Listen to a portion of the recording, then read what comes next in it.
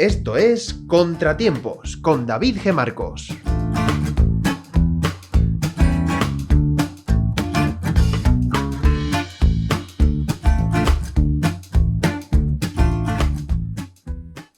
Estados Unidos afronta una etapa de profunda crisis política y social.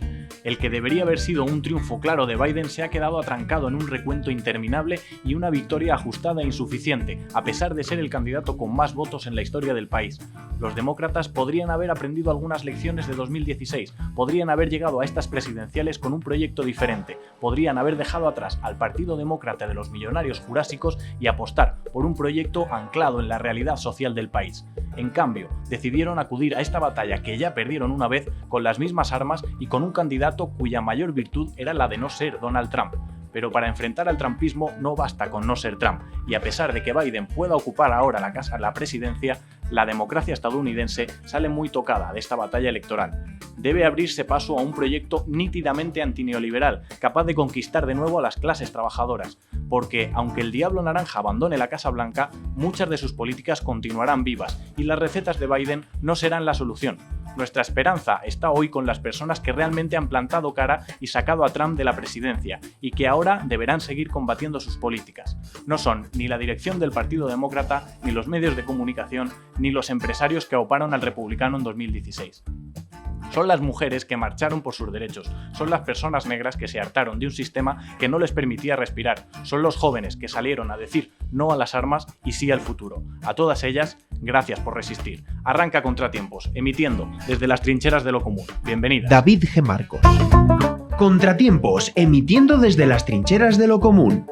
El último miércoles de cada mes, una nueva entrega que podrás escuchar a través de Radio Vallecas a las 7 de la tarde o cuando quieras desde la web de Viento Sur y las principales aplicaciones de podcast. También podrás ver nuestro programa a través de YouTube y las redes sociales.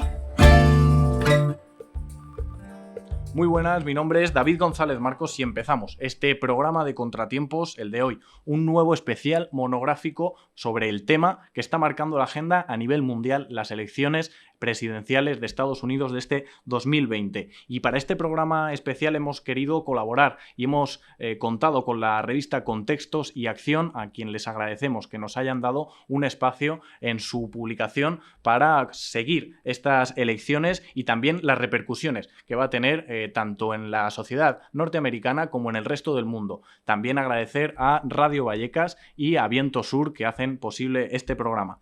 Saludamos de nuevo desde aquí a todas las personas que nos estáis viendo a través de YouTube y también a quienes nos escucháis a través de las plataformas de podcast de iVoox, Spotify, Google Podcast o TuneIn.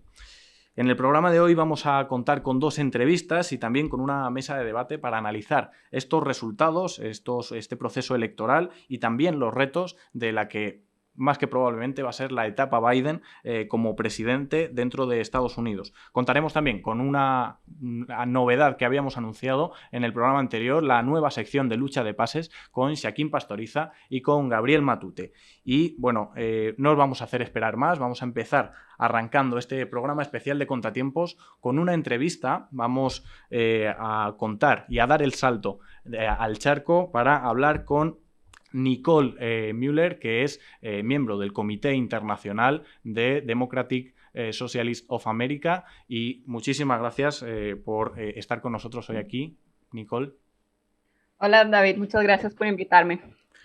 Bueno, bienvenida y muchas gracias por sacar un hueco en estos días que están siendo muy ajetreados, muy agitados allí en Estados Unidos. La primera pregunta es obligatoria, ¿no? Después de la victoria en 2016 de Trump, nadie se atrevía a hacer pronósticos de cara a estas elecciones. Sí que hubo, por supuesto, encuestas que daban la victoria a Biden, pero bueno, ahora parece ser que tras ese escrutinio larguísimo, bueno, pues nos estamos acercando a la posibilidad de que sea realmente Joe Biden y el Partido Demócrata quienes ocupen la presidencia en esta nueva legislatura. ¿Cómo analizas estos resultados? ¿Cómo analizas el propio proceso electoral que se ha llevado a cabo y la campaña, Nicole?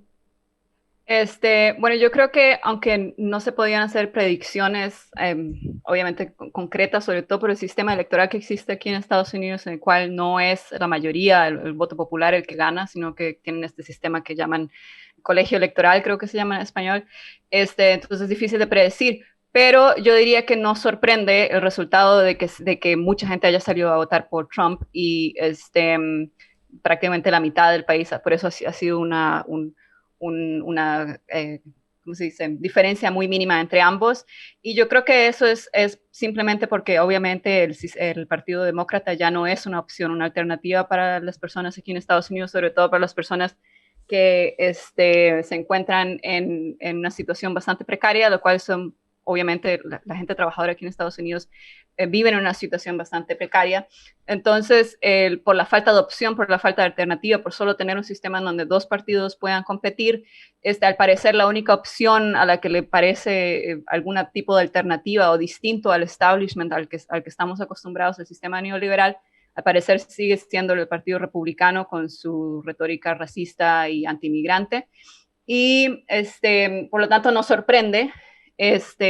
Yo vi en una de las estadísticas incluso que la mayoría de las personas que votaron por Biden, primero eran gente joven y segundo eran personas que votaban por él porque estaban votando en contra de Trump, no realmente porque tuviera él algún tipo de proyecto a presentar o algún tipo de esperanza a la cual la gente. Entonces la gente está votando en realidad contra Trump, no está votando porque realmente piensan que va a haber algún cambio. Y ahí es donde nosotros socialistas tenemos en realidad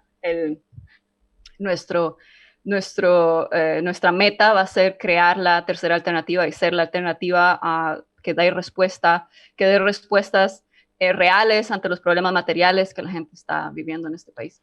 Estas elecciones se producen en un contexto de excepcionalidad, no únicamente por lo complejo que has comentado, ¿no?, que se vive ahora mismo en la sociedad civil norteamericana, una sociedad que dividida entre el plebiscito que se ha celebrado de Trump sí o Trump no, sino también en un contexto de pandemia mundial, donde bueno, pues, el coronavirus ha marcado también la agenda, la campaña electoral casi desde principios de año. ¿Ha afectado esto en las votaciones? ¿Creéis que ha afectado?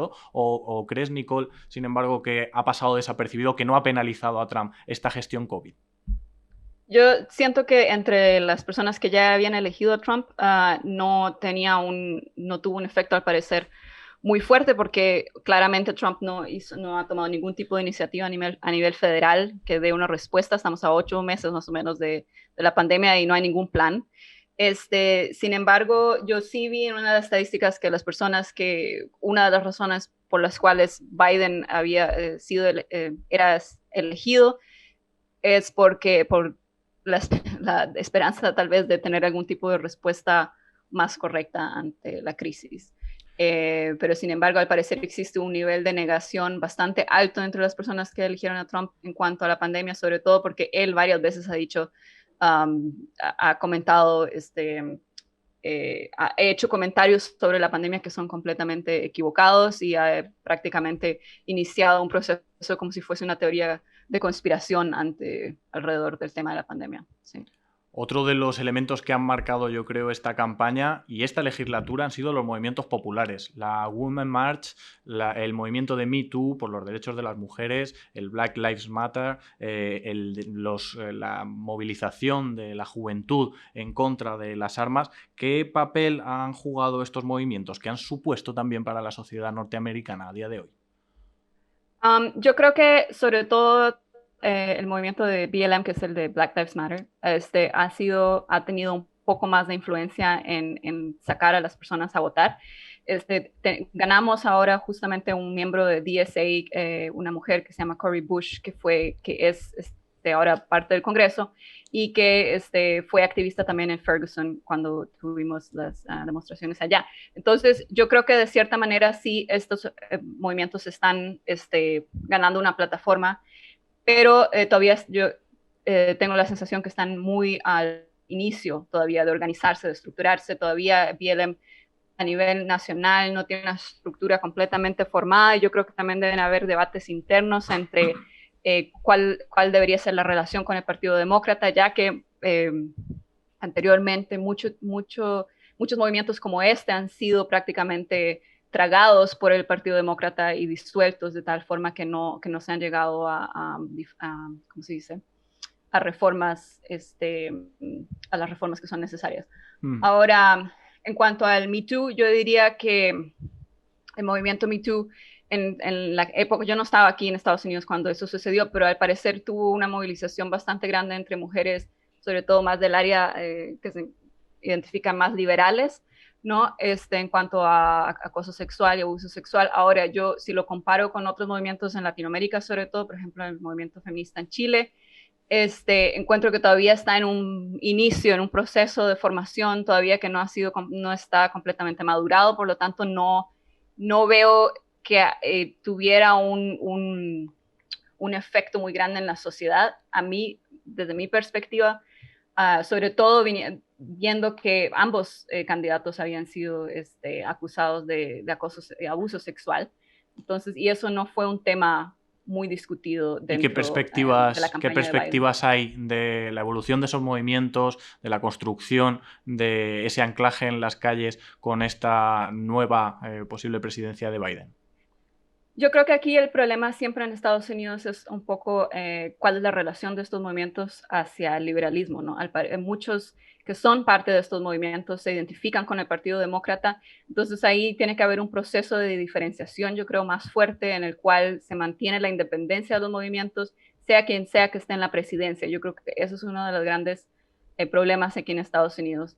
Nosotros como DSA tenemos una estrategia nuestra, es usar la plataforma del partido para promover nuestros propios candidatos, por ejemplo, pero al mismo tiempo estamos muy conscientes de que es necesario mantener una independencia del Partido Demócrata, porque claramente si nos envolvemos demasiado, perdemos nuestra independencia y prácticamente podríamos dejar de existir como una fuerza mayor. A día de hoy, esos movimientos yo creo que son muy necesarios y no únicamente efectivamente para desbordar la futura administración Biden, sino para plantar cara hoy a la estrategia de Trump de poner en riesgo que los resultados realmente sean respetados por la población y que la democracia no esté en juego en Estados Unidos, ¿no? Se han lanzado esas acusaciones de fraude, se va a llevar a los tribunales, pero parte de esta lucha también se va a jugar en las calles seguramente y esa legitimidad, ¿no? de la nueva administración frente al despotismo de Trump, autoproclamado presidente.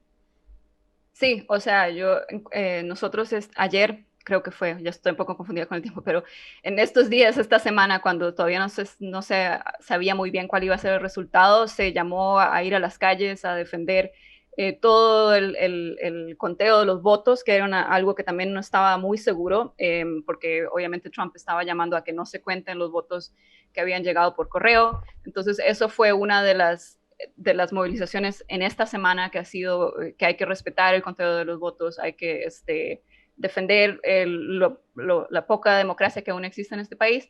Y obviamente esto va anclado ante también una oposición yo diría, una oposición prácticamente cultural ante el resultado, porque aunque Biden gane, mucha gente salió a votar por Trump. Entonces, obviamente, tiene que existir un proceso en el cual, por ejemplo, la lucha antirracista sea una de las banderas más importantes en los próximos años para que ocurra realmente un proceso de cambio cultural dentro de la sociedad estadounidense para que no siga ocurriendo que las milicias de derecha extrema o neofascistas sigan ganando plataforma. Trump ha hecho gala o ha intentado hacer de su bandera la gestión económica a lo largo de toda su legislatura, ¿no? Pero esto se le ha torcido un poco a última hora, pues con el impacto que el coronavirus ha hecho, ha impactado sobre todo el mundo, sobre todas las economías y sobre una, especialmente la de Estados Unidos, que también tenía ciertas problemáticas. ¿Cómo ha sido esta gestión económica de Trump? ¿Crees que sí que le ha fortalecido o a última hora se le ha torcido? ¿Y cómo ha sido? ¿Ha sido, ha realmente respondido a las necesidades de la mayoría de la población o lo que ha sido su estrategia ha sido la de blindar a las grandes multinacionales como Google, Amazon, etcétera?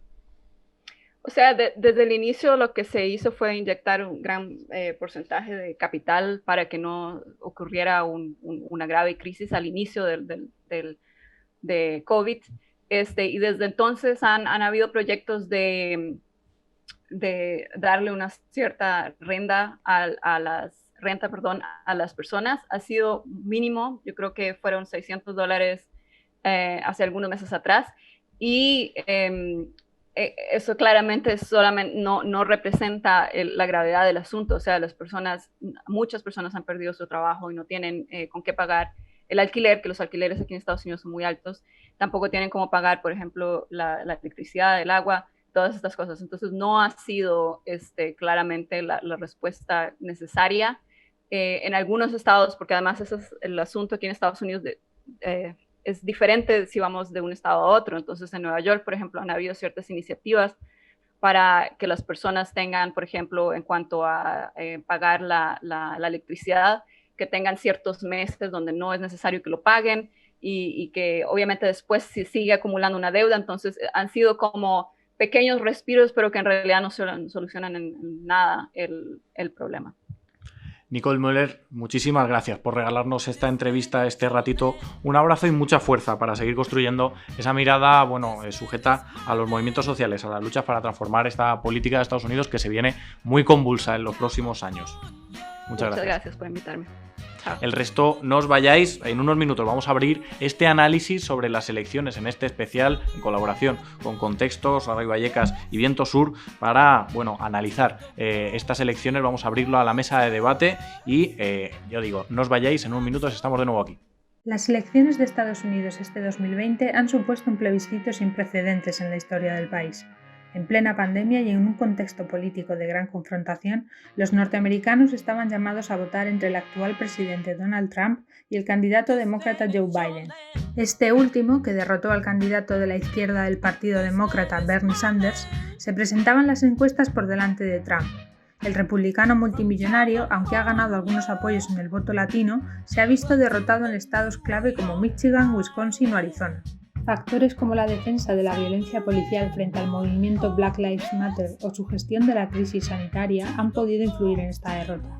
En concreto, en Estados Unidos ya hay confirmadas 232.000 muertes y más de 9 millones de contagios a causa del coronavirus. Llegado el día de la elección, el aumento del voto por correo para evitar las aglomeraciones alargó el escrutinio en numerosos estados.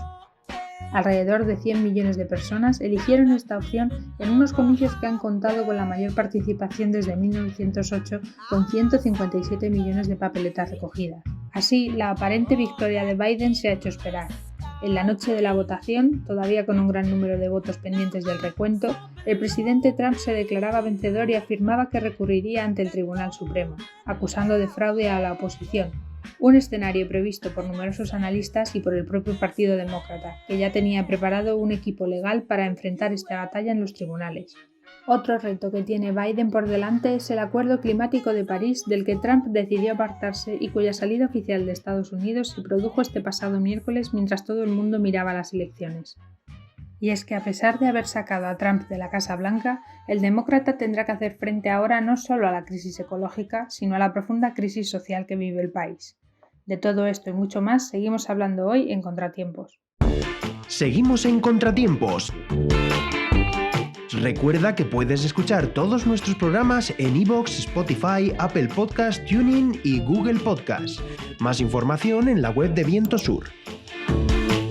Contratiempos, emitiendo desde las trincheras de lo común. Continuamos ya en Contratiempos, en este programa especial Goodbye Trump. Al principio, cuando lanzamos la publicidad del programa, lo poníamos en interrogantes. Hoy ya casi que lo podríamos asegurar, el Goodbye Trump, al menos de la presidencia y de los próximos 4 años. Está por ver más adelante, con esta victoria de Joe Biden. Antes de empezar con el debate, os queremos recordar que podéis hacernos llegar vuestros mensajes, vuestros comentarios a través de las redes sociales, al hashtag del programa, Contratiempos9, o enviándonos un mensaje de voz a nuestro WhatsApp o Telegram al teléfono 674 90 98 57. Luego, más tarde, comentaremos estos mensajes que nos hagáis llegar para complementar este análisis a través de estas redes sociales y de los comentarios con nuestra colaboradora Paloma González. Vamos a iniciar ya el debate con nuestras invitadas. Hoy queremos analizar cuáles han sido las claves de estas elecciones. Tenemos con nosotros a Zahara Palomeque, es doctora en Princeton, poeta y periodista de contextos que ha estado realizando un seguimiento en estas últimas semanas de lo que ha sido este proceso electoral, pero también de los principales hitos de la administración Trump en los últimos años, aquí en Estados Unidos y en el resto del mundo. Muchas gracias a Zahara por sacar este ratito y estar con nosotros aquí. A vosotros. Tenemos también, a Pablo Bustinduy. Muchas veces los análisis de la política internacional se hacen sobre supuestos maniqueos, sobre esquemas muy simplistas, y hemos querido contar con él porque nos acerca de una manera muy profana esta complejidad y nos ayuda a entender un poquito mejor los aspectos de esta política internacional. Y ahora también en Estados Unidos, Pablo es profesor adjunto del City College de Nueva York y también fue coordinador de la Secretaría Internacional de Podemos. Muy buenas, muchas gracias, Pablo. ¿Qué tal? ¿Qué tal, David? Un placer estar aquí. Bueno, y por último, para completar esta pedazo de mesa de debate, tenemos en Contratiempos a una de las imprescindibles para mirar el periodismo desde esa perspectiva de solidaridad, desde esa mirada de transformación del lado de los nadie, de las voces silenciadas. Hablamos de Olga Rodríguez, periodista y escritora especializada en información internacional y derechos humanos. Mil gracias, Olga, por estar con nosotros aquí. Placer, ¿qué tal? Bueno, si os parece, vamos a empezar ya con el debate. Victoria de Biden parece ser muy ajustada, elecciones históricas desde luego, y es difícil, ¿no?, para comenzar a analizar estos resultados, empezar con eso, con el prisma de que es muy difícil adivinar cuáles son las causas que explican el resultado electoral en una sociedad tan compleja como la estadounidense, y más en un contexto de incertidumbre como el que vivimos actualmente. Pero Zahara, ¿cuáles crees que han sido las claves, los motivos de este resultado y las claves de este proceso electoral?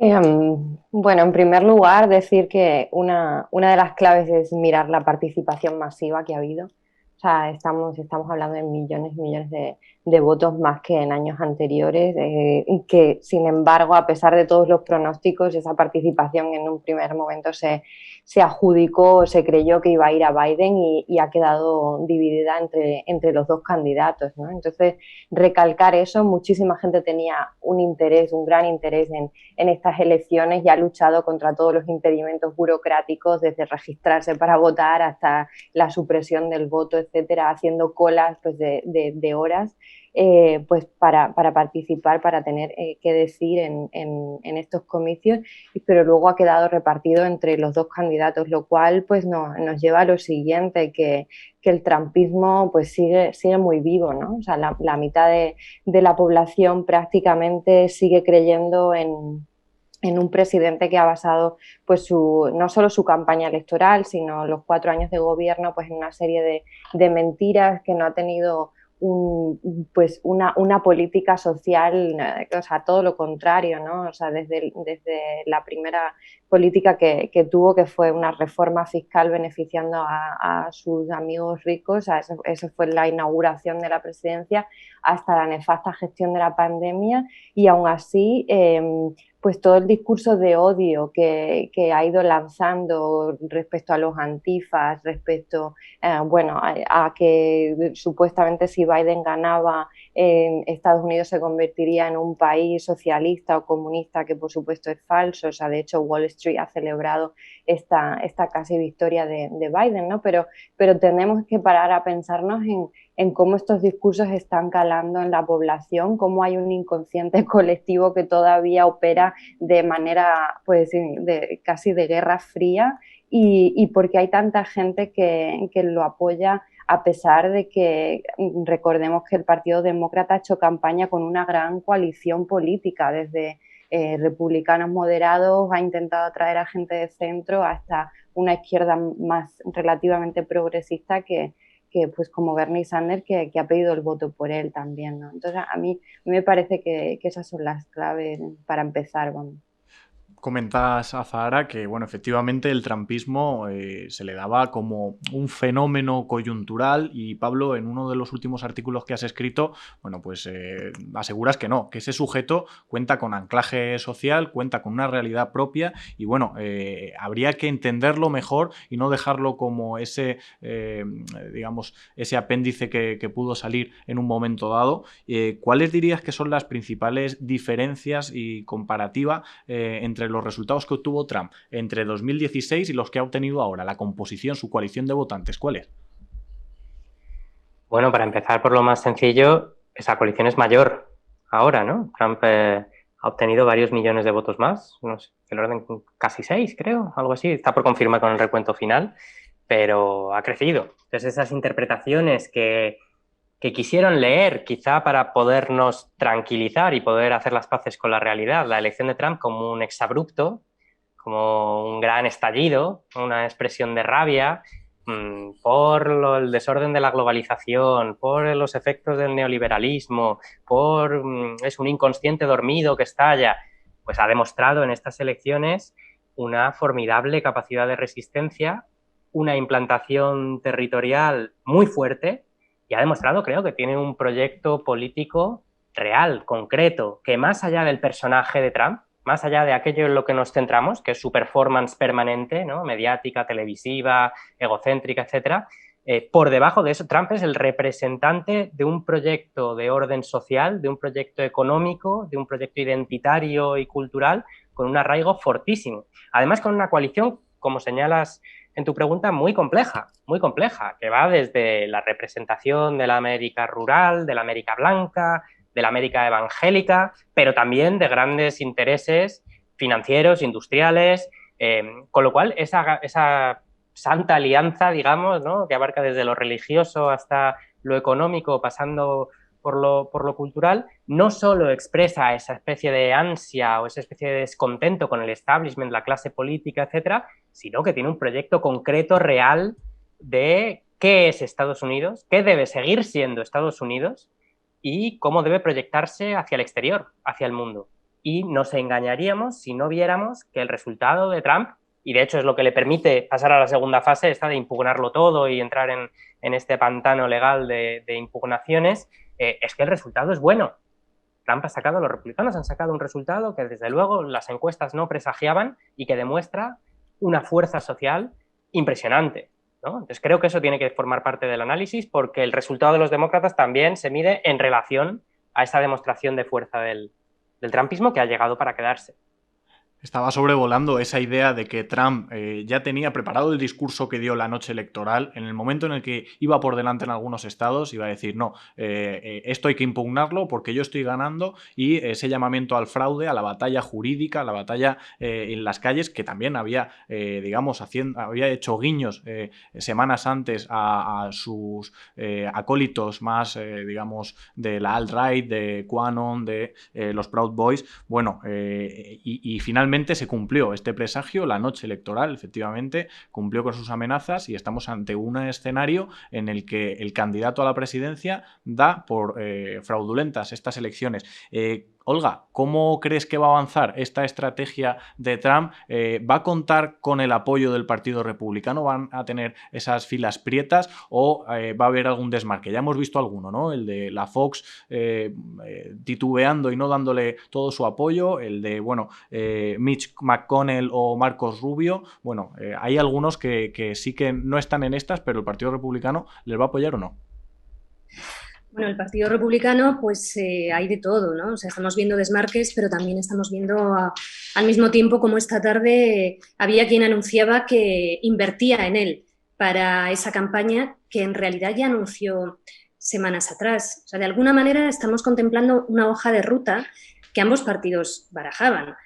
No en vano, el Partido Demócrata advertía de cómo había abandonado y descuidado Trump de forma consciente el refuerzo necesario del sistema postal en un momento de pandemia que es más usado y en un momento, además, de votos por correo. Al mismo tiempo, Trump lleva tiempo anunciando que iba a recurrir esas extensiones del recuento del voto por correo llegado los días posteriores al martes 3 a la jornada electoral, y así ha sido. De hecho, los días anteriores de la jornada electoral vimos cómo ya se pronunciaban algunos tribunales, ¿no? En algunos casos, además de una forma un poco arbitraria, dependiendo de cada estado, ¿no? Pues en algunos casos sí que se permitía una extensión para el recuento de votos.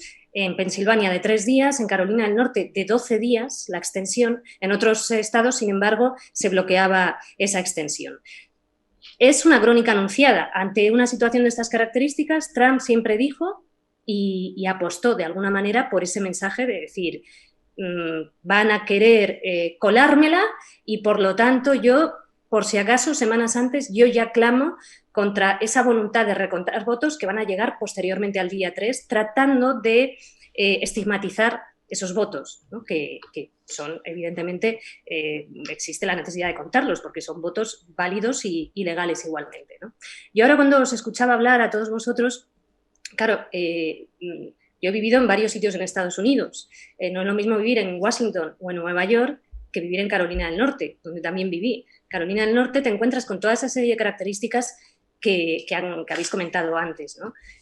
Pues te encuentras con una segregación totalmente incrustada en las raíces de la sociedad. Yo vivía en una ciudad como Wilmington, en la que, bueno, pues a día de hoy, alguien como yo, con mi físico, su presencia en supermercados, en cines, en determinados barrios, bueno, pues se percibía como alguien que estaba fuera de lugar, ¿no? Porque la segregación es muy tangible, muy notable, ¿no?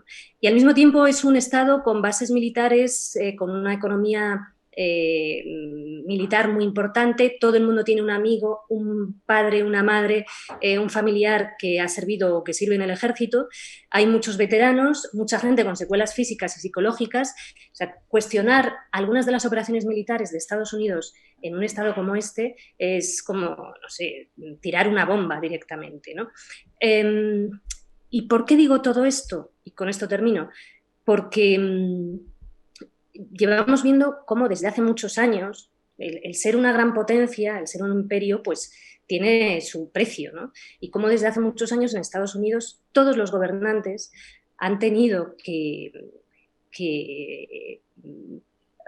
bueno, pedir y convencer a su gente y a su población de la necesidad de las operaciones militares que ejercen y que lanzan fuera de sus fronteras, ¿no? Salvar el mundo, preservar la libertad, y para ello tienen que lanzar mensajes de deshumanización de los otros, demonización de los otros.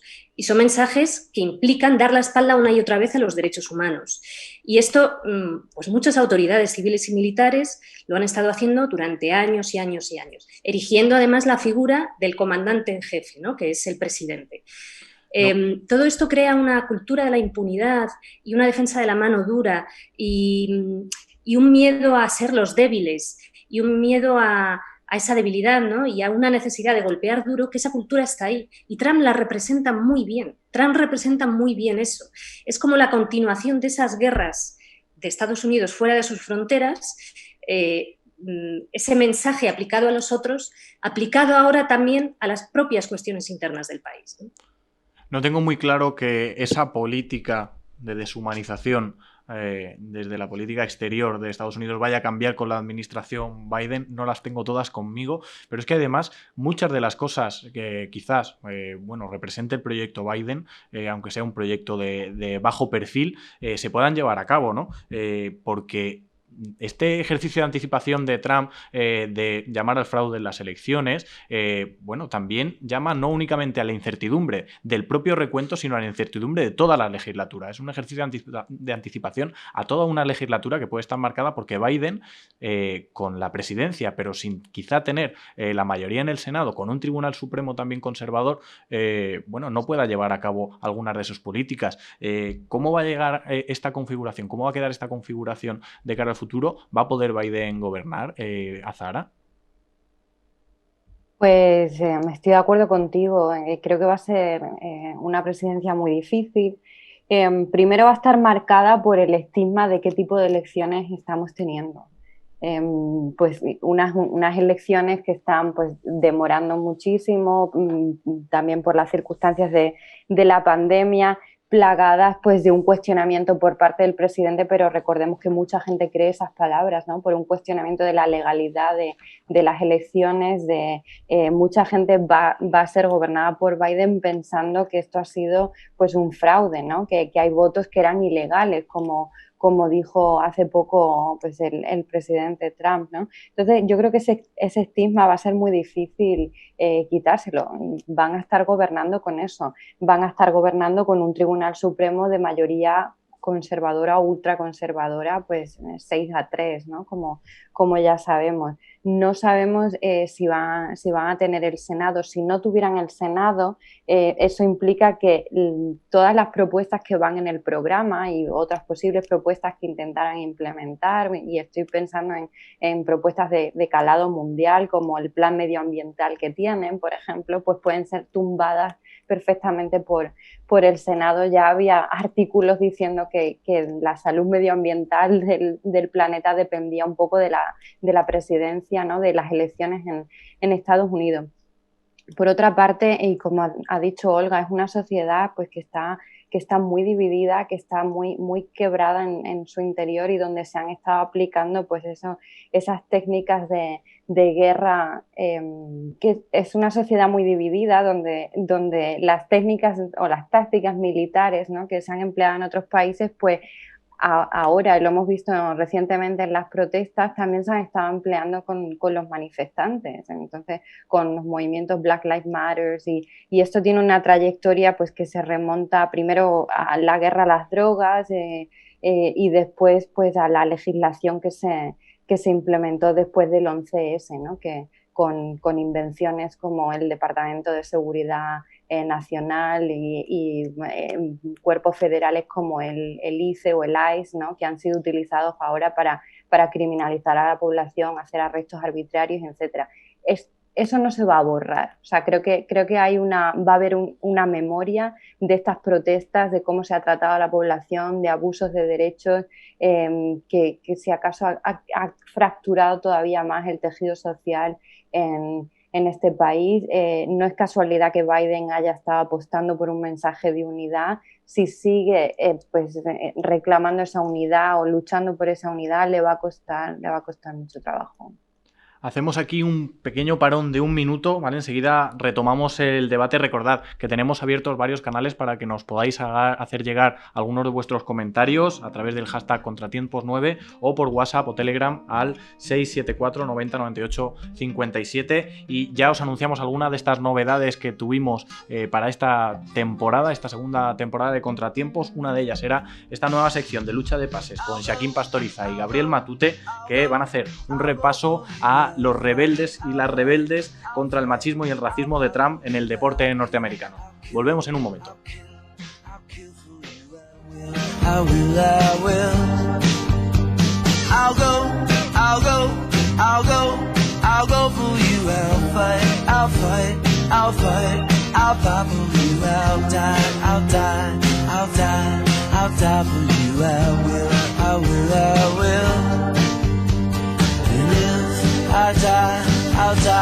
I'll die alone on some forgotten hill, abandoned by the mill.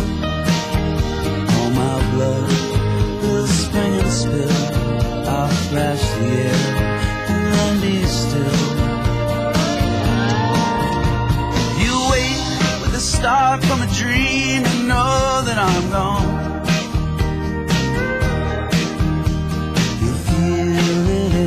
Your heart, and not for very long. You rise each day as planned, your will is your command, and stand each Sunday a hymnal steady in your hand.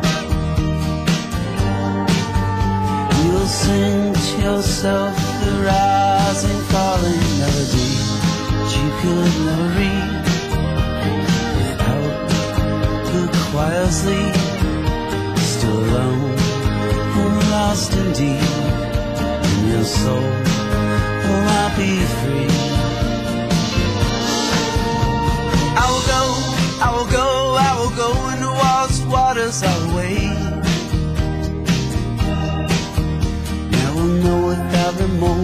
regret the fairness of our trade. For you to live, I took your place, a deal was made and I was paid.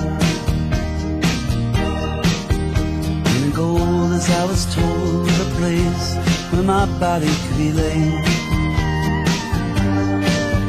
And you'll steal your life and die old in better homes, surrounded by your peers, without suffering or fear. Grandchildren far and near, and none will shed a tear for the love no longer here.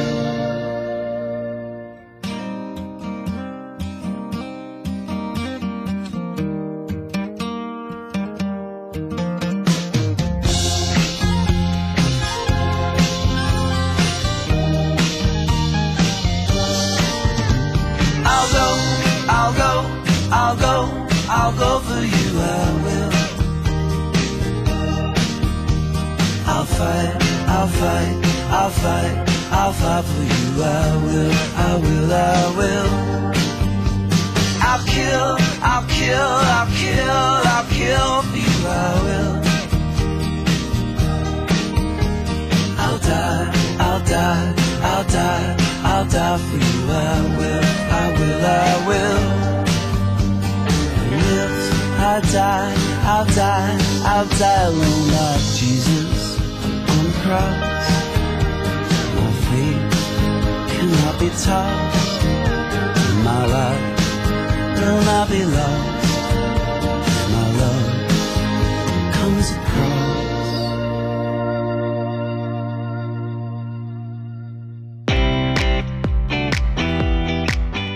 Reflexionar a golpe de titulares o en 240 caracteres parece imposible, ¿verdad? Viento Sur lleva más de 28 años siendo una revista de referencia, una herramienta para pensar más allá de lo inmediato. En sus páginas podrás leer debates, análisis y entrevistas.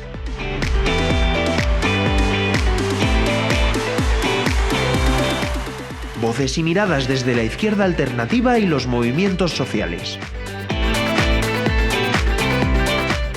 En la web encontrarás artículos inéditos, además de la revista en formato digital. Si quieres colaborar con este proyecto y recibir la revista en papel, solo tienes que suscribirte. Revista Viento Sur, más de 28 años combatiendo el capitalismo. Más información en www.vientosur.info. Seguimos en Contratiempos. Recuerda que puedes escuchar todos nuestros programas en iVoox, Spotify, Apple Podcast, TuneIn y Google Podcast. Más información en la web de Viento Sur. Contratiempos, emitiendo desde las trincheras de lo común.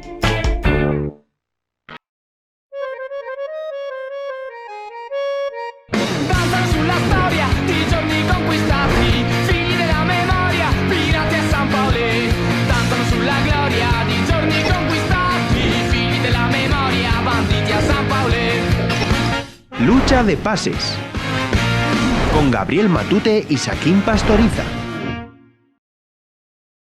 Hola, buenas. Somos Gabriel y Saquín, del colectivo Lucha de Pases, y estrenamos nueva sección en Contratiempos, en la que intentamos vincular el deporte con la política, ¿no? Y en este caso, con el tema del programa, las elecciones en Estados Unidos.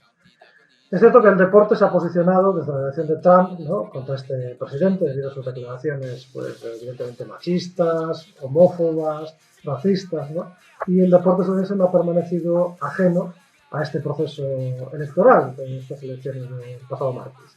Entonces ahora, bueno, iremos comentando algunos ejemplos, ¿no?, de estos posicionamientos, de este compromiso político por parte del deporte en Estados Unidos, ¿no? Y Gabriel va a comentar ahora pues, algunas cuestiones. Bueno, pues los que primero se posicionaron en contra de Trump fue la NFL, Kaepernick, en 2017. O sea, fue el primero que se arrodilló delante del himno. Kaepernick no es un jugador, no es un jugador de medio pelo en la NFL, de hecho era de los mejores quarterbacks que había en ese momento y jugaba en los 49ers de San Francisco. y lo despidieron a través de eso. Tenemos que recordar que el NFL es el deporte más visto en Estados Unidos. El fútbol americano es el deporte más visto y el segundo deporte más visto el fútbol americano universitario. O sea, estamos hablando de unas audiencias gigantes. Y Kaepernick era un jugador muy, muy importante. Desde aquel 2017 no quedó equipo. No consiguió equipo ninguno. O sea, los dueños del NFL hicieron un boicot. Los dueños del NFL son blancos. Todos apoyan a Trump, casi todos. Y les hizo un boicot increíble a Kaepernick y no consiguió equipo. En contraposición de eso tenemos a Tom Brady como el americano perfecto, marido de una supermodelo, mejor quarterback de la historia, probablemente el mejor jugador de la historia, campeón de la Super Bowl creo que 4 veces, MVP también, amigo personal de Trump. En las primeras elecciones sí que se posicionó relativamente a favor de él. En estas ya no, porque le cayeron muchas críticas por parte de la mayoría de jugadores, de aficionados, pero es eso, o sea, Tom Brady es como el americano, pero aparte jugaba en los Patriots, equipo muy ligado a la derecha, pero bueno, teníamos a Kaepernick y a Tom Brady. En la NBA, que es el otro deporte por excelencia, hubo unas primeras protestas en 2014 por el asesinato de Eric Garner, que le habían puesto también como George Floyd una rodilla en la cabeza y todos los jugadores utilizaron la camiseta I Can Breathe. O sea, está Kobe Bryant, está LeBron y tal. Entonces, esas fueron las primeras protestas. Las segundas vinieron ahora, o sea, las segundas más grandes. En la burbuja, por el tema del COVID, después del asesinato de George Floyd, LeBron lideró como las protestas. De hecho, hubo bastante desacuerdo si se hacía temporada o no. Jugadores importantes como Kyrie Irving, que es un jugador de los New York Nets, o sea, New Jersey Nets, uno de los jugadores más importantes, se negó a jugar, o sea, en teoría lesionó, pero él votó en contra de jugarse porque decía que jugar desvirtuaba como el mensaje y hacía entretener a la gente y no centrarse en las protestas, pero luego se decidió jugar. Luego hubo un asesinato en Milwaukee por parte de la policía y fue cuando la NBA paró, hubo un parón, hubo una huelga, lo inició Milwaukee. Miami no estaba muy a favor porque el dueño de Miami está muy ligado a los republicanos, Florida ya sabemos cómo es, pero pararon, o sea, paró toda la NBA. Y eso fue un hecho bastante importante y la NBA les apoyó, desde Adam Silver, que es como el comisionado, lo apoyó bastante todo eso. Luego hay, por ejemplo, desde que empezó Trump, ningún campeón de la NBA va a la Casa Blanca, se negaron. O sea, ni los Warriors, ni Cleveland, los Lakers no van a ir, tal. Y, por ejemplo, el entrenador de Golden State es Steve Kerr, que su padre murió en el Líbano por un asesinato. Se posicionó siempre muy en contra de Trump, igual que Popovich, que es el entrenador de los San Antonio Spurs, que también es el seleccionador nacional, que, o sea, está muy, muy en contra de Trump. O sea, hacen una campaña muy, muy grande. Y, por ejemplo, el WNBA, la liga femenina, es también cuando mataron a Breonna Taylor, pidieron justicia para Breonna Taylor, salieron todos con las camisetas y de hecho se hizo una pequeña huelga. Y luego está el caso del tenis, que es lo último, que Naomi Osaka, la última ganadora del US Open, sí que en cada partido del US Open salió con una mascarilla reivindicando un nombre de un asesinato. O sea, lo más importante es esa. Breonna Taylor salió en la final con George Floyd y tal. Luego está Serena Williams, que sí que había apoyado a Kaepernick, al anterior que hablamos de la NFL, pero en el último Black Lives Matter pasó un poco de posicionarnos más fuerte, o sea, pasó un poco, pero sí que tiene bastante tal. Y bueno, aquí nos va a hablar del tema MLS y NSA, que también es bastante. Sí, es cierto que el fútbol, o como se lo llaman en Estados Unidos el soccer, es un deporte minoritario con respecto al baloncesto, al fútbol americano, ¿no? Pero es un deporte que siempre ha tenido mucho peso, pues, sectores despreciados por la administración Trump, ¿no? Como las mujeres, ¿no? Es un deporte que curiosamente es más seguido y más practicado por mujeres que por hombres, en diferencia de Europa, por los hispanos, también por población de raza, de etnia afroamericana, y por tanto, pues ha tenido cierta contestación social también el soccer en relación con lo que comentaba Gabri, ¿no? Y por poner un ejemplo, pues la capitana de la selección estadounidense, Megan Rapinoe, ¿no? Que por cierto esta semana anunció su compromiso de una jugadora de baloncesto, es decir, ella es lesbiana, ¿no? Cuando fue el tema del asesinato de George Floyd, en un partido de fútbol de la selección estadounidense, ¿no? En vez de estar de pie durante el himno, pues se arrodilló, ¿no? Un poco en solidaridad con este tema. ¿no? Contraviniendo una norma creada por la US Soccer, la Federación de Fútbol de Estados Unidos, que establecía que era obligatorio estar de pie durante el himno, ¿no? Fue criticada por Trump, ¿no? Pero apoyada por muchos otros sectores, ¿no? Del deporte. Y, de hecho, la propia federación, a raíz de esto, anuló esta norma de estar de pie durante el himno, ¿no? Conviene recordar que Megan Rapinoe, ¿no? Pues cuando fue el Mundial de Fútbol este verano, el Mundial de Fútbol femenino, afirmó que nunca iría a la puta Casa Blanca, ¿no? Decidida por Trump, ¿no? La verdad que incluso criticó esta semana a Cristiano Ronaldo y a Messi por no estar comprometidos con causas sociales, ¿no? Y bueno, luego tenemos el ejemplo, relacionado con el movimiento Black Lives Matter, ¿no? De los jugadores del Minnesota United, ¿no? De la MLS, que precisamente son del estado donde fue asesinado George Floyd, ¿no? Y que cuando se inauguró la MLS is Back, ¿no? Cuando, bueno, se retomó después del COVID la competición en Orlando, ¿no? Pues hicieron un acto de homenaje durante 8 minutos 45 segundos, el tiempo que estuvo George Floyd luchando por su vida, ¿no? Antes de morir, formando, pues eso, un círculo en el centro del campo y permaneciendo con camisetas negras, con lemas como "el silencio es violencia" o "negro y orgulloso", ¿no? Entonces vemos cómo realmente el tema del deporte, ¿no? Ha estado convulsionado estos últimos 4 años por la administración Trump, ¿no? Y ha servido también para visibilizar esta denuncia, ¿no? Del machismo, de la homofobia, esa violencia verbal tan evidente en el caso de este señor, ¿no? Entonces, bueno, os damos las gracias por la atención y invitarnos a próximos programas con esta sección de lucha de pases donde vinculamos política y deporte. Saludos. Chao. Sulla storia di giorni conquistati, figli della memoria, pirati a San Paolo.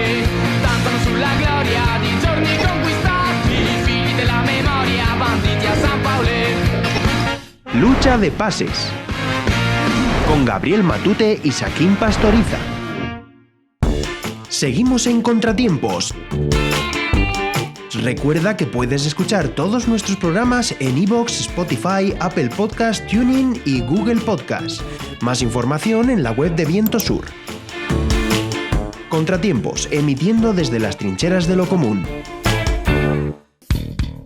Estreno de la sección de lucha de pases con Saquín Pastoriza y con Gabriel Matute. Muchísimas gracias por traernos y acercarnos estas historias del deporte combativo en Estados Unidos. Continuamos en Contratiempos con una nueva entrevista, en este caso con Todd Chrétien, que es profesor y editor de No Borders News y es también miembro de DSA y ha colaborado en varias ocasiones escribiendo artículos para la revista Viento Sur. Muchas gracias, muy buenas, Todd, ¿qué tal? Bueno, muchas gracias por sacar un hueco y estar con nosotros aquí un ratito en Contratiempos. Vamos a intentar analizar un poco cuáles son los retos que tiene ahora mismo la sociedad estadounidense por delante, para nada más y nada menos. Joe Biden, un candidato, decíamos, sin carisma, cuyo mayor valor era no ser Donald Trump y que además representa al ala más conservadora del Partido Demócrata. ¿Qué supone esta elección para Estados Unidos, Todd? Es una cosa interesante. Esperamos que él va a ganar, pero tenemos que esperar por un día más para los resultados finales en los estados de Georgia, Pennsylvania, Arizona y Nevada, pero parece que él va a ganar. Entonces, su presidencia será marcado por un centrismo. De verdad, no es el parte más derechista del Partido Demócrata, representa el partido centrista.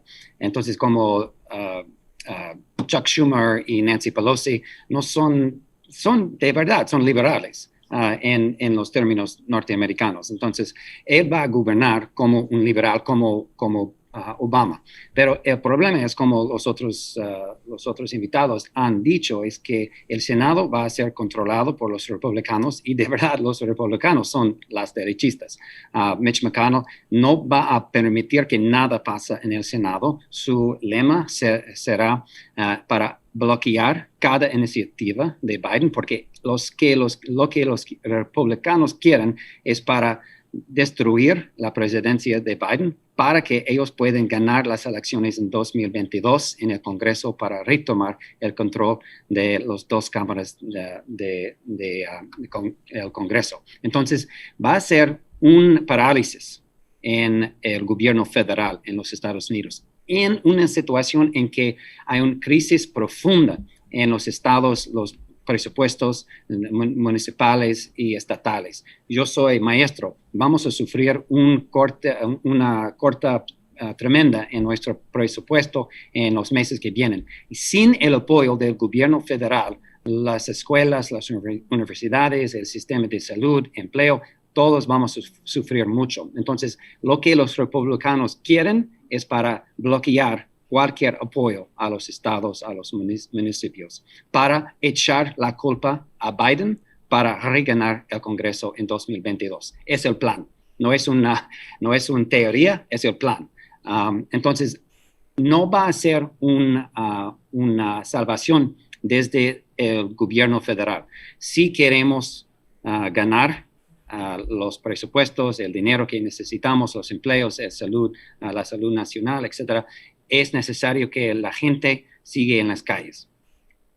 Antes hablábamos con Nicole precisamente de esto, es decir, del papel que han jugado los movimientos sociales, bueno, el feminista, también el ecologista, el de las personas racializadas, el movimiento contra las armas. Sin embargo, efectivamente, la derecha también se está movilizando. Hablábamos de los Proud Boys, de QAnon, de la alt-right, que ahora mismo se radicaliza y agita las calles. ¿Cuál es la radiografía actual de esos movimientos, de esa sociedad civil, dividida? Sí, hay dos peligros. El peligro número uno es la derecha y la capacidad de la derecha extrema de organizarse para lanzarse en las calles para amenazar a los migrantes, a las mujeres, a los negros, etc. Entonces, y también nuestra derecha o ultraderecha es como un parte de la policía. Hay una simpatía muy grande entre las fuerzas policiales para la derecha extrema en los Estados Unidos. Pero no es tan desarrollado como un país como Alemania, como Grecia, como Francia, aunque las fuerzas de la derecha son desorganizados, casi sin profesionales. Ellos no tienen un poder organizado. Entonces, sin Trump, ellos van a sufrir una crisis. Y yo espero, pero ellos van a seguir organizando. Entonces sí, tenemos un peligro muy fuerte desde la derecha, pero el otro peligro es que los liberales, los líderes de las organizaciones no lucrativas, el Partido Demócrata, los jefes de la gran parte de los sindicatos, van a tratar de parar los movimientos con el argumento que tenemos que esperar por 6 meses, 1 año, para dar un chance a Biden para negociar con los republicanos. Y no queremos rock the boat, no sé en español, hacer olas. Es que no queremos, ¿cómo se dice? Mezclar con el chance de Biden de hacer su propio político. Entonces, el peligro de la derecha, pero también un peligro desde el punto de vista del intento de los liberales de parar, de bloquear, de frenar los movimientos sociales. Pero como dijiste, hay movimientos sociales importantes en los Estados Unidos. Los sindicatos de los maestros y las enfermeras, Black Lives Matter, las vidas negras importan, el movimiento contra la policía y la violencia racista, de las mujeres, los migrantes, los jóvenes, etc. Pero la verdad, en mi opinión, la verdad es que los movimientos no ya tienen el poder para cambiar la política del gobierno central. Entonces, estamos aumentando nuestro poder, pero ya faltamos esta capacidad de cambiar la política de Biden. ¿Hay espacio para esta alternativa de izquierdas socialista dentro del Partido Demócrata? Es decir, hemos visto, desde la administración Clinton, ¿no?, que iniciaba los encarcelamientos masivos de personas negras, luego Obama siendo el presidente que más inmigrantes ha deportado en la historia de Estados Unidos, y en las últimas 2 elecciones se intentó con la candidatura de Bernie Sanders, revertir esta tendencia de asumir algunos de los postulados de los conservadores dentro del Partido Demócrata. ¿Hay espacio para esta alternativa dentro del Partido Demócrata o se hace necesario construir una alternativa política independiente? Y la segunda pregunta ¿es esto factible en el caso de que no se pueda construir dentro? La cosa es que sí, hay un espacio para un cambio de un tipo dentro del Partido Demócrata.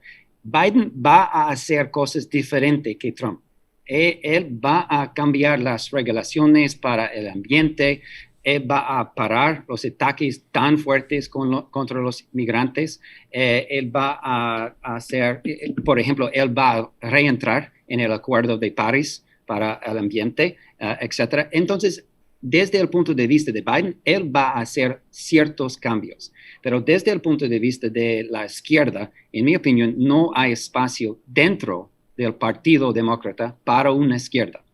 Hay espacio para donde los izquierdistas podemos usar ciertos espacios para crear nuestro poder, para nuestras propias fuerzas, no para cambiar el Partido Demócrata, pero para ganar, para organizar, para fortalecer nuestras propias fuerzas.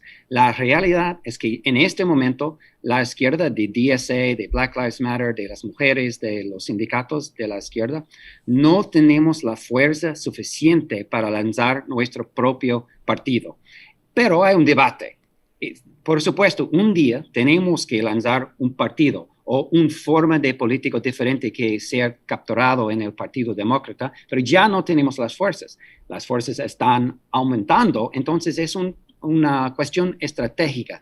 ¿Cómo, cuándo, con quién y cómo podemos organizarnos? Y hay un peligro, después de 5, 6, 10 años sobreviviendo dentro del Partido Demócrata, hay un peligro que los líderes son reclutado por Nancy Pelosi y los otros para mantenerse en el Partido Demócrata para siempre.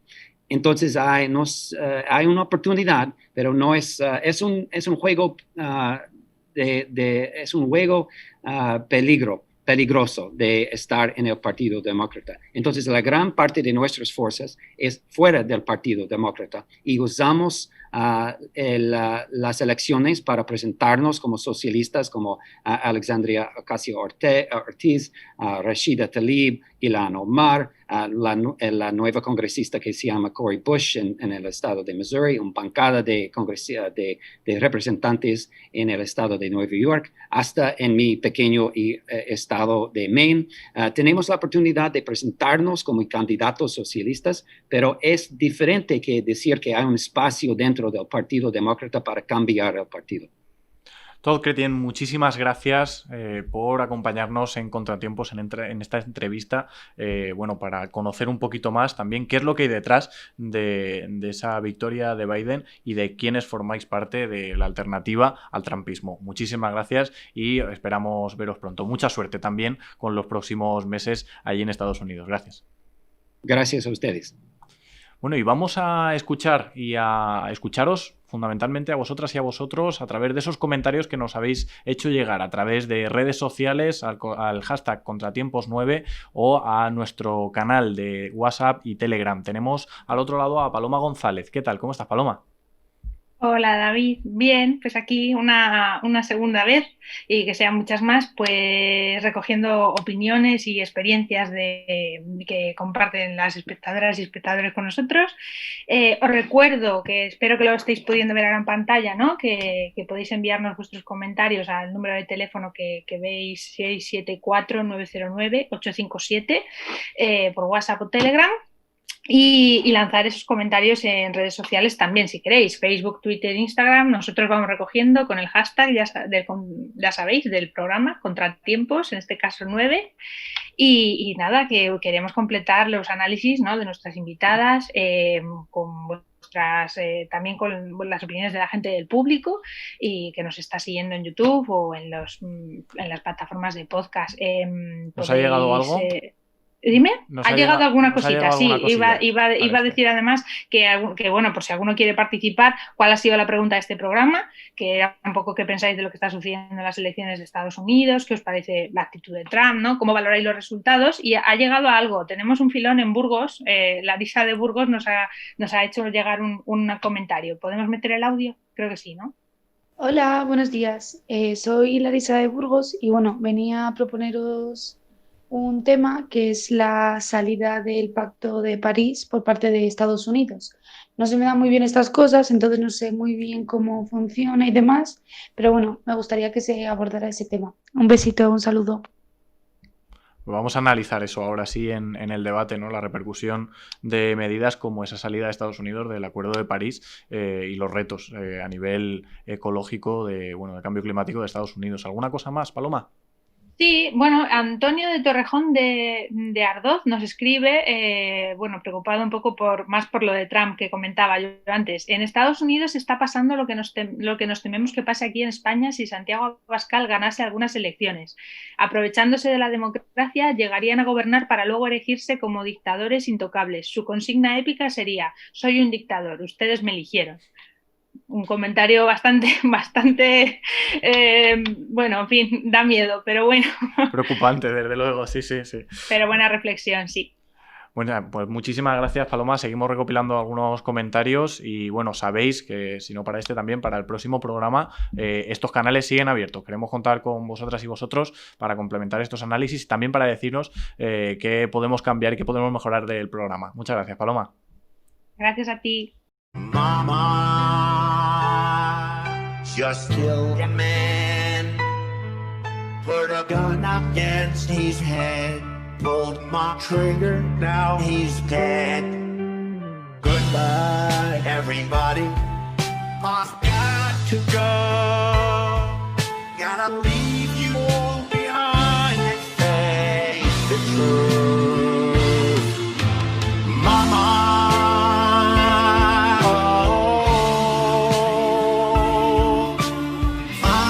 wanna die. I sometimes wish I'd never been born at all.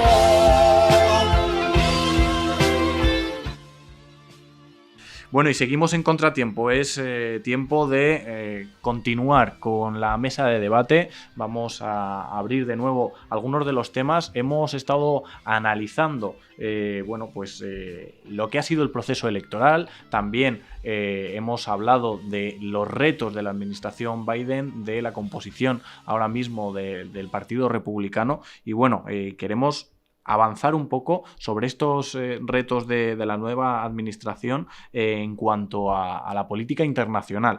Durante el mandato de Trump, la Unión Europea ha pasado de ser un aliado cada vez menos predilecto a ser incluso un obstáculo a eliminar, ¿no? Lo vimos, por ejemplo, con el apoyo al Brexit de Donald Trump. Pablo, ¿qué es lo que ha motivado este viraje y crees que esto va a continuar por esta senda o que va a cambiar con la nueva administración? Es una buena pregunta. Quizá la ruptura de la relación transatlántica, que había sido un consenso bipartisano en Estados Unidos, había sido uno de los dogmas intocables de la política exterior desde el final de la Segunda Guerra Mundial, sea uno de los hechos más relevantes de esa reorientación del papel de Estados Unidos en el mundo, ¿no? El argumento principal que Trump ha esgrimido siempre tiene que ver con el coste de la financiación, con lo que aquí se llama the grand bargain, el gran acuerdo, ¿no?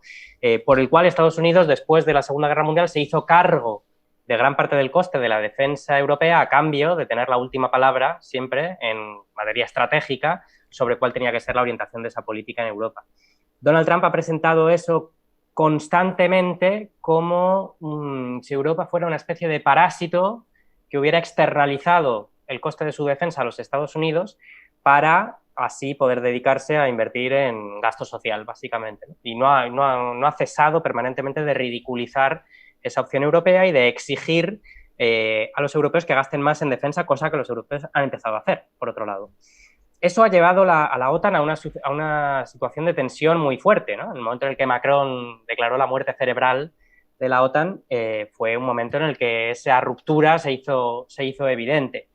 Y el papel de Trump en el Brexit es algo que resultaría difícilmente imaginable. Se especulaba con esa idea de los Estados reunidos, ¿no? Una especie de eje de entente entre el Reino Unido post-Brexit y los Estados Unidos, entre metrópolis y colonia, dada la vuelta, ¿no? La inversión de esa relación que pudiera marginalizar al continente. Y de hecho Trump en la guerra comercial ha sido muy agresivo con Alemania, por ejemplo, también, intentando como reordenar las relaciones exteriores de Estados Unidos. Biden ha prometido una especie de restauración, de restablecimiento de esas relaciones, pero claro, el mundo en el que llegaría este restablecimiento no se parece en nada al que heredó Trump. Esa relación está dañada y Europa, forzada por los acontecimientos, se ha visto empujada a tener que pensarse a sí misma como actor geopolítico por primera vez con seriedad quizá en mucho tiempo, ¿no? Entonces Europa tiene esa oportunidad de hacer realidad una autonomía estratégica por fin respecto al paraguas norteamericano.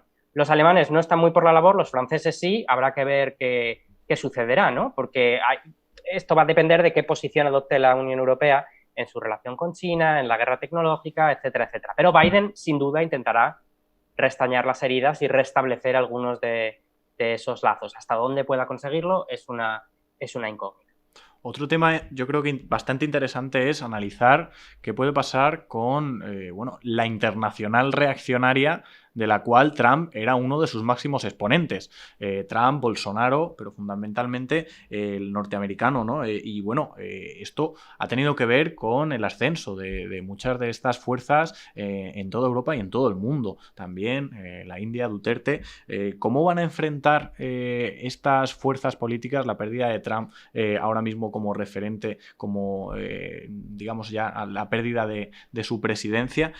Porque incluso jugaron un papel dentro de la propia financiación de ciertas fuerzas políticas. Olga. Ser una pérdida de referente, pero a ver hasta qué punto. Se ha dicho antes que el trumpismo va a seguir ahí. Evidentemente, Trump ha servido en Estados Unidos para que se institucionalice la mentira y para reforzar fuerzas de extrema derecha fuera del país, ¿no? Y vimos cómo en su día Bannon vino aquí y como Vox no quiso disimular, por ejemplo, ¿no? que Bannon fuera un tipo que les podía servir como inspirador y como asesor incluso, ¿no? Ahora bien, que Trump se vaya de la Casa Blanca es una buena noticia para aquellos lugares de Europa y fuera de Europa en los que se ha visto cómo la extrema derecha ha ido adquiriendo poder.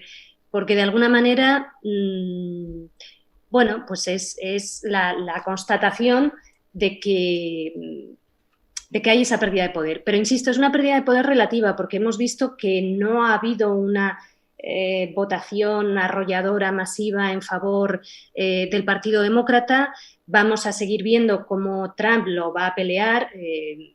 Leía hace un rato cómo los periodistas de Vox de la Fox han recibido un memorándum para que no llamen presidente electo a Biden si llega a los 270 escaños. Pues entiendo que ahí hay unas presiones por parte del propio Trump o del Partido Republicano.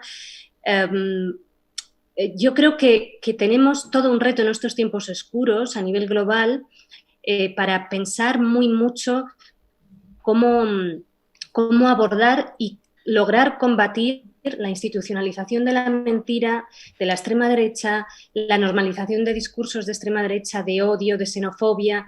Y en ese sentido, eso entronca también con lo que decía Pablo. En ese sentido, está muy bien que la Unión Europea se piense a sí misma.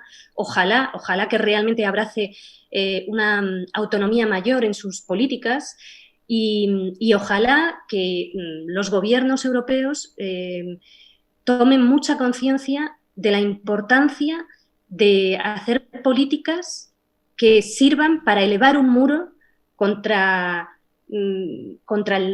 estas políticas, o sea, contra esta cultura de la mentira, contra esta cultura de la extrema derecha, contra esta cultura del odio.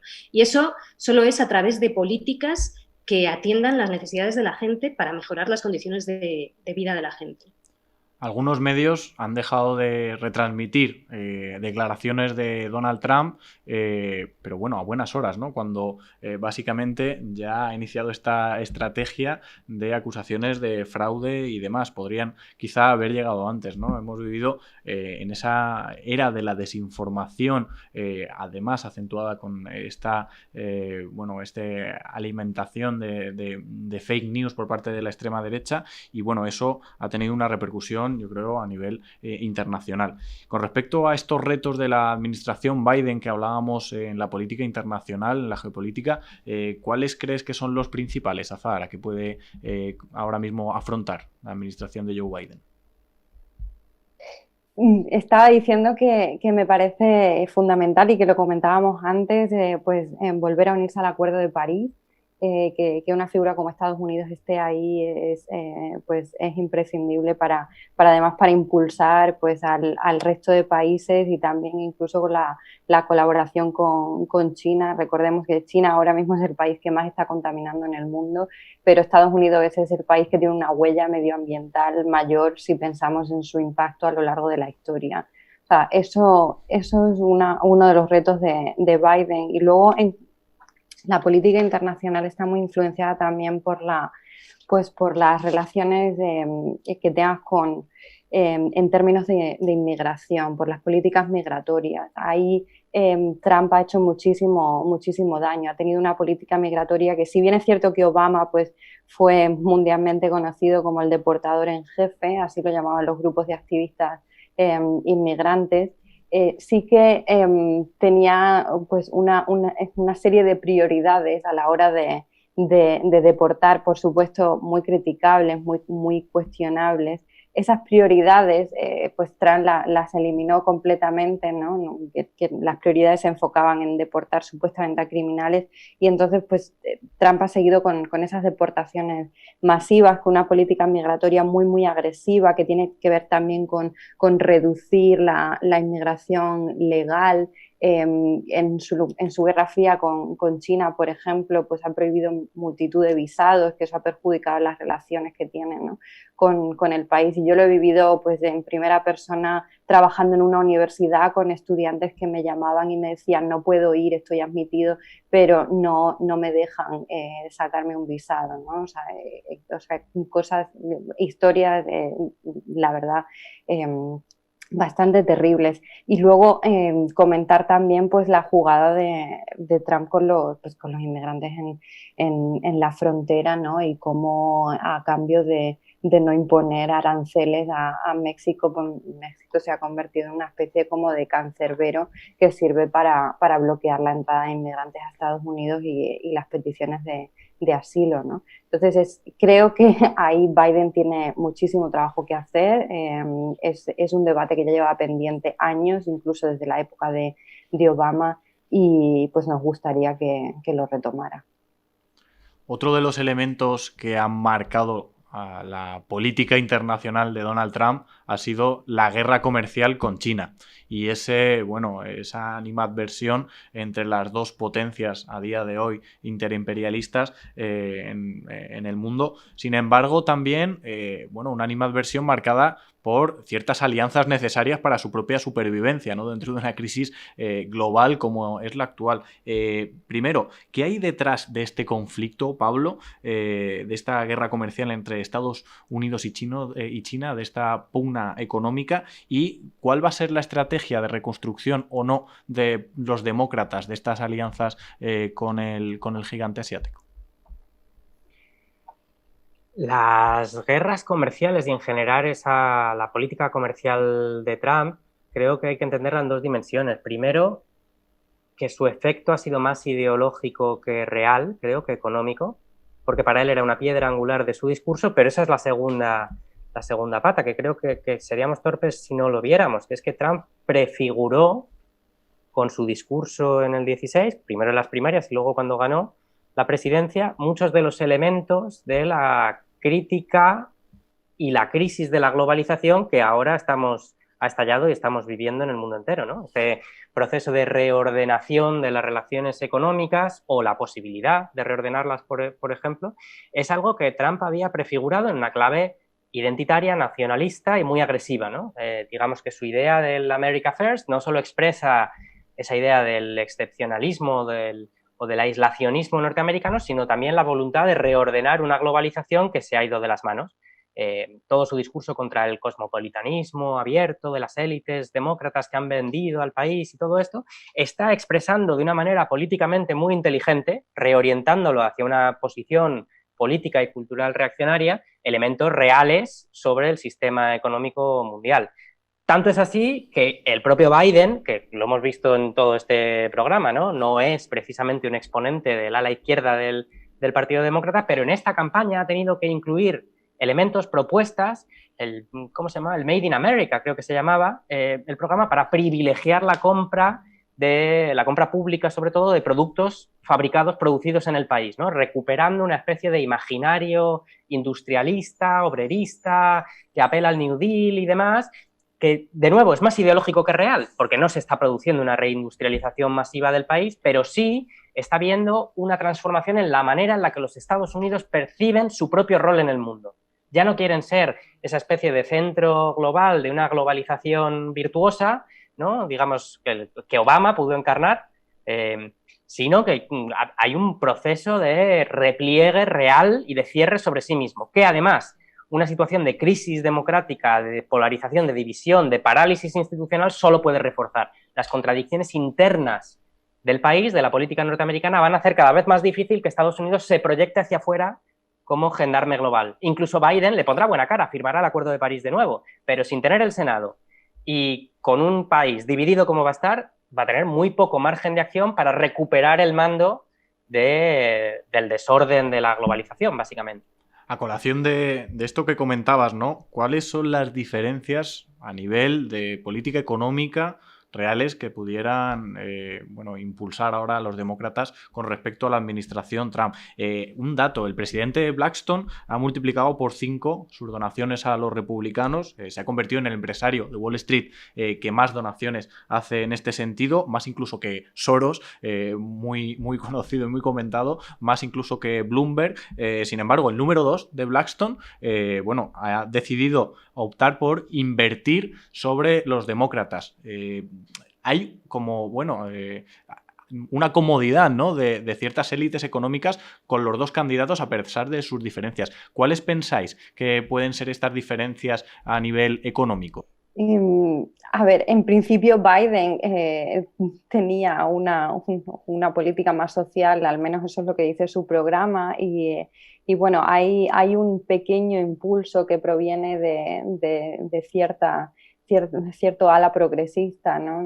Ha adoptado propuestas que estaban en el programa de Bernie Sanders, también con la presión de un movimiento en las calles, ¿no? Y a cambio de no perder votantes en estas elecciones, porque mucha izquierda desencantada no votó al Partido Demócrata en las anteriores. Entonces, pues, propuestas como subir el salario mínimo, que vienen de ahí, ¿no? De ese ala progresista, pues están en el programa de Biden. Sí que ha dicho que va a subir los impuestos a quien gane más de $400,000 al año, que es poca gente.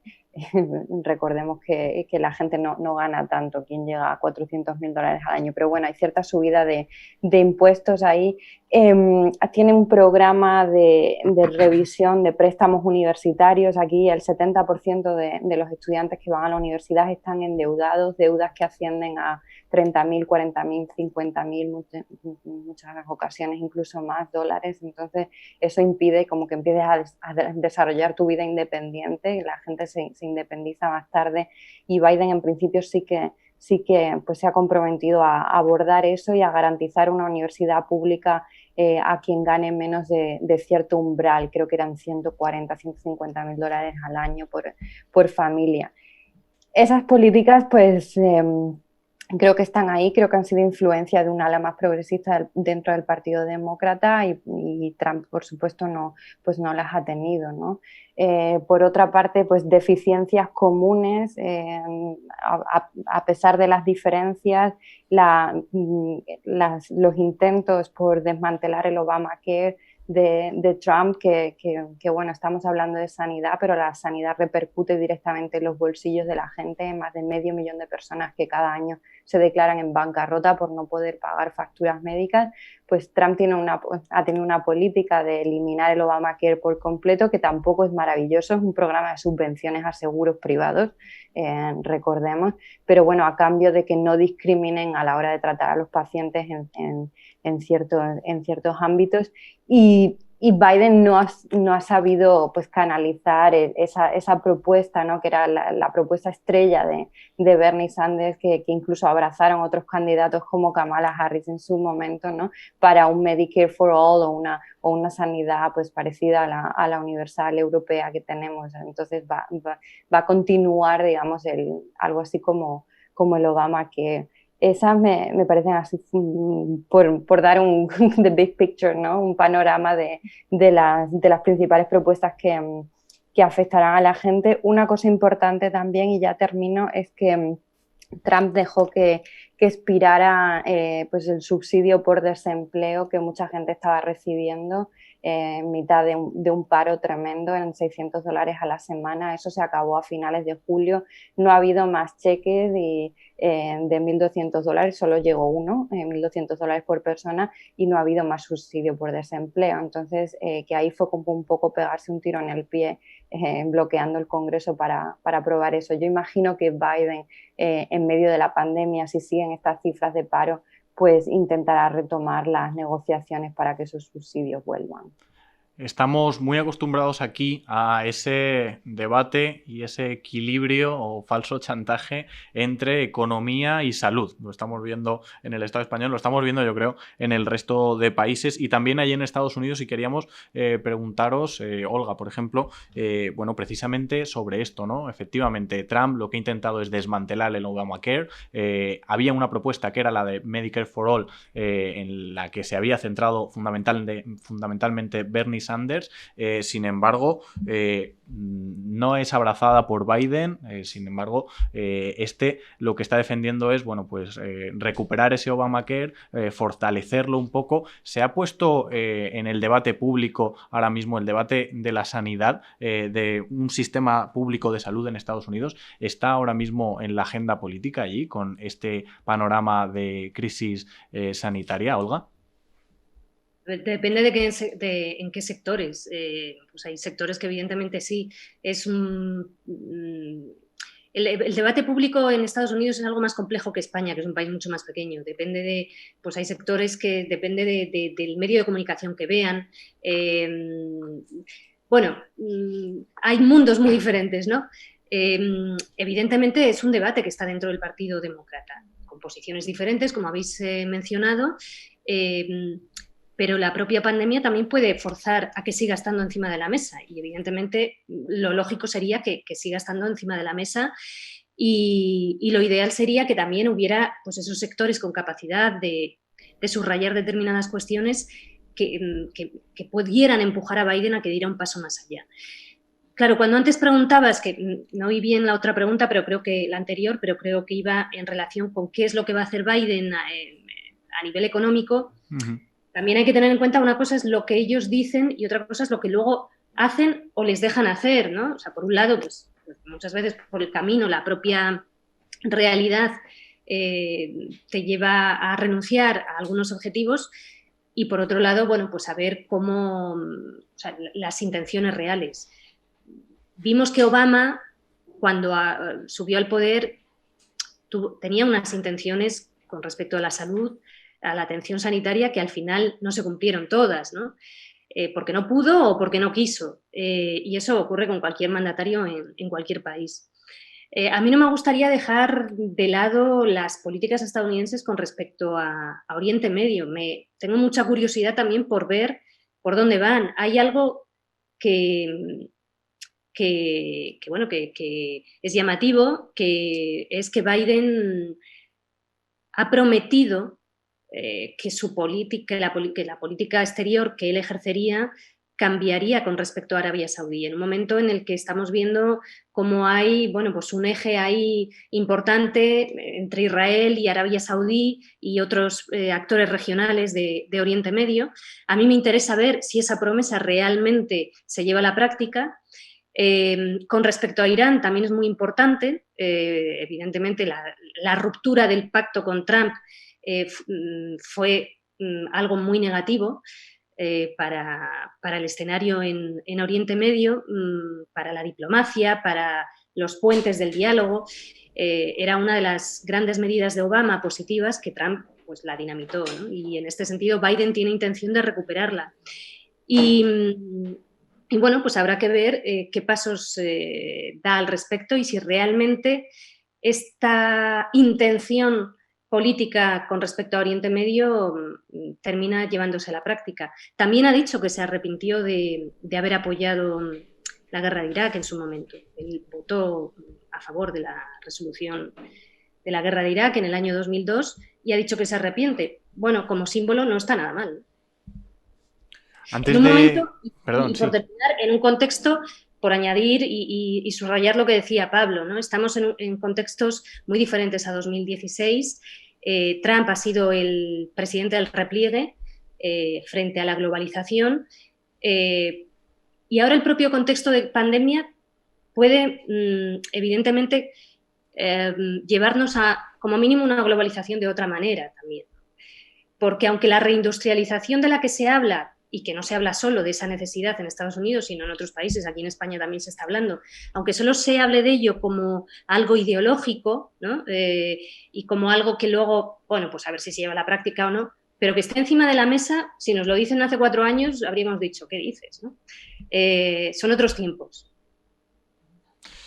Antes de mancharnos, queríamos lanzaros una pregunta a los tres y, bueno, si quieres, Pablo, puedes empezar tú contestando y luego seguimos, ¿no? Tras estas elecciones a muchos se nos queda la sensación que hemos comentado inicialmente, ¿no? De que es posible y es un triunfo a celebrar que Donald Trump no vaya a estar los próximos años en la Casa Blanca, pero que muchas de sus políticas, bueno, pues van a seguir vivas en la administración Biden, ¿no? Por acción, por bloqueo o por omisión. Por tanto, la pregunta que os lanzamos es, ¿hay esperanza para, bueno, construir esta alternativa social, política, para ir algo más allá de un mal menor, Pablo? No sé si hay esperanza, pero sí hay obligación, eso no hay duda, ¿no? Y de hecho la izquierda en este país ha vivido un ciclo histórico. Claro, esto recuerda siempre, ¿no? Solo ganamos cuando las cosas van mal y muchas veces ni ganamos aunque vayan muy mal las cosas, pero claro, es expresión de eso, ante una crisis de la magnitud social, económica, política, cultural de la que vive este país, bueno, pues hay un tejido, hay una efervescencia del tejido militante, hay formas de innovación política muy interesantes en el ámbito cultural, artístico, sindical, periodístico, hay mucho movimiento ahora mismo y creo que eso es prometedor. Claro, no hemos llegado, no se ha llegado, ¿no? Y fue la campaña de las primarias de Bernie Sanders fue una gran oportunidad truncada, era una oportunidad histórica y no estuvo muy lejos, o sea, se hizo un muy buen trabajo, yo creo. La izquierda en este país tiene que asimilar ese proceso, pensarlo bien y a continuación dar la batalla porque el escenario se presenta difícil, pero también abierto. Entonces, ha crecido el grupo de representación de la izquierda en la Cámara de Representantes, se están fortaleciendo las formas organizativas, hay mucha creatividad, hay mucho talento y yo creo que no queda otra más que insistir en ese camino para poder elaborar esa alternativa y presionar todo lo que se pueda a una administración presumiblemente débil. Así que ese es el escenario, creo que esa es la tarea política aquí del ciclo que se abre ahora. Azahara, cuéntanos.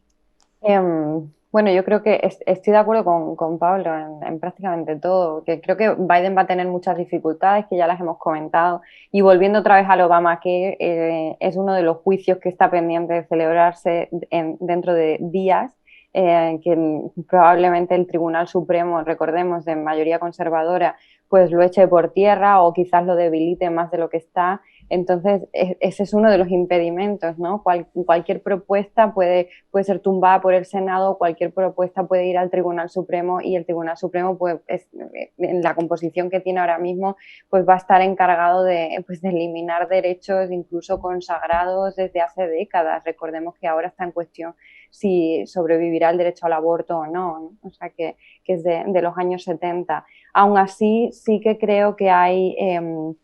pues ha habido una movilización en las calles brutal. Yo he sido muy crítica con Estados Unidos en general porque es un país que la gente no se suele manifestar, ¿no? De la manera que lo consideramos pues en Europa, ¿no? En España, Francia, o sea, la gente tiene un activismo más de pues canalizado a través de instituciones, canalizado a través de ONGs, pero no necesariamente en las calles. Ahora hemos visto una movilización en las calles impensable hace unos años. Hay muchos movimientos de base que están haciendo un trabajo fantástico. Hay muchísimo debate en torno a temas que no eran mainstream hace unos años, incluso las mismas propuestas que estamos hablando, ¿no? De sanidad universal, es que eso, ese lenguaje es nuevo. ese lenguaje ha venido pues un poco impulsado también por el fenómeno Trump, ¿no? Ha sido como la contraparte del trumpismo, ¿no? La reacción. Entonces creo que ahí se pueden hacer muchas cosas. O sea, falta organización, falta, pues creo que más gente en la calle. Hay muchísimos impedimentos institucionales a nivel burocrático, de cómo está organizado el sistema. Recordemos, o sea, incluso el funcionamiento del mismo colegio electoral, ¿no? Lo difícil que es tener unos resultados favorables para cualquier candidato demócrata. Pero dentro de eso sí que creo que el shock, ¿no? que hemos vivido y que seguimos viviendo ha servido para concienciar a mucha gente. Hay mucha más conciencia sobre el racismo estructural, sobre problemas sociales sistémicos, y eso va a seguir ahí. Olga, ¿cuáles son estos retos de la izquierda, de las fuerzas emancipadoras y transformadoras sociales? Bueno, mira, esta semana me estaba acordando de uno de los debates en los que he participado, que otro compañero decía, bueno, si hubiera ganado Bernie Sanders, eso habría sido malo para el Partido Demócrata porque es percibido tanto él como Ocasio-Cortez como socialistas radicales y habrían empujado a que mucha gente se quedara en casa sin votarlos, ¿no? Yo le dije, no lo sabemos. También se decía que Trump no iba a ganar, también se veía a Trump como una anomalía, que era una locura. No les estoy comparando, ¿no? Pero que vivimos tiempos con contextos muy particulares. Y a mí me preocupa especie de discurso hegemónico de, no, ellos son algo residual, ¿no? Como se está diciendo aquí en muchos espacios en España, que jamás conseguirían mucho voto. Es verdad que Ocasio-Cortez pues está en Nueva York, en la ciudad de Nueva York, y no está en las zonas rurales, pero es una tía que ha batido récords con una campaña en su contra multiplicada por 9 con respecto a lo habitual, ¿no? Bueno, esto hay que tenerlo en cuenta.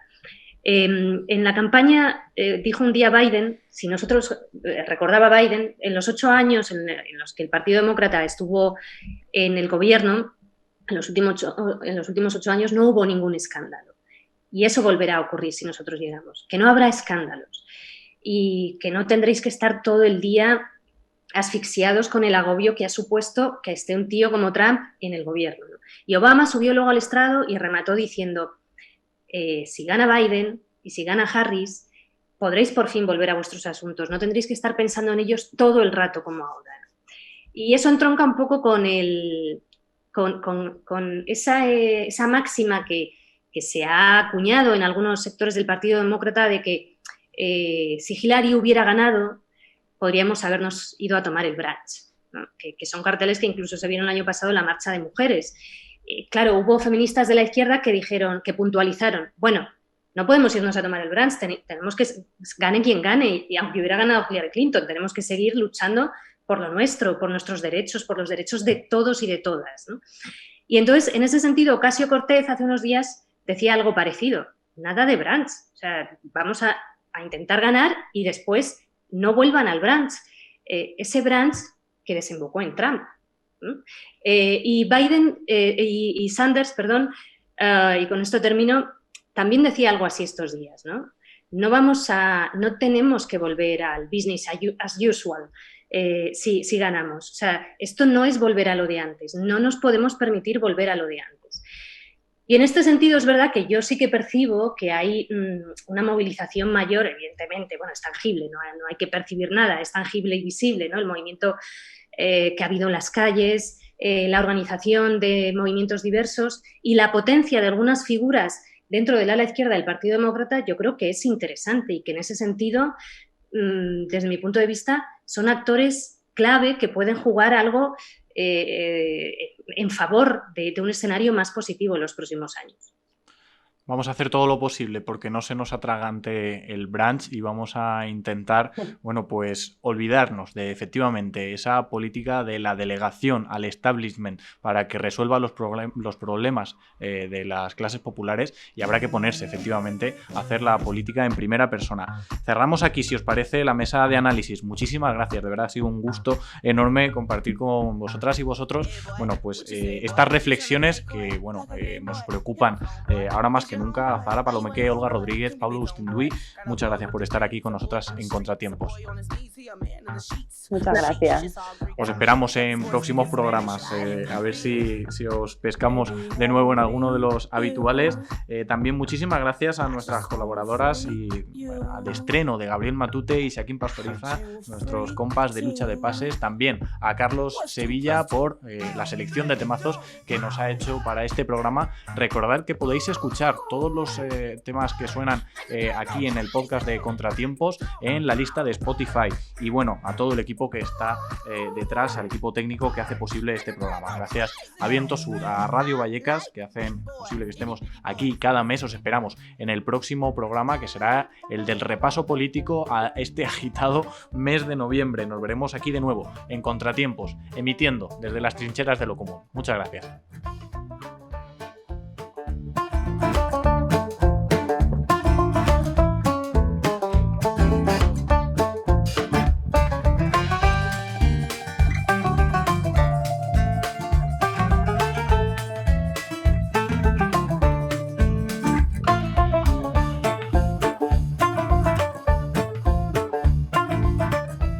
Contratiempos, emitiendo desde las trincheras de lo común.